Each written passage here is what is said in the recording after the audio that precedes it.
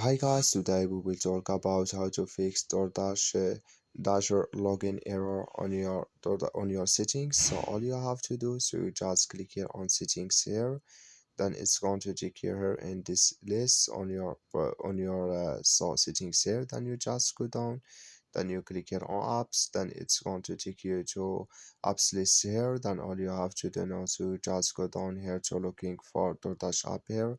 You click here on DoorDash app, then it's going to take you to next step here, and you just click here on force stop, then you click here on OK. Then all you have to do now to just go down, you click here on storage, and you come to storage window here.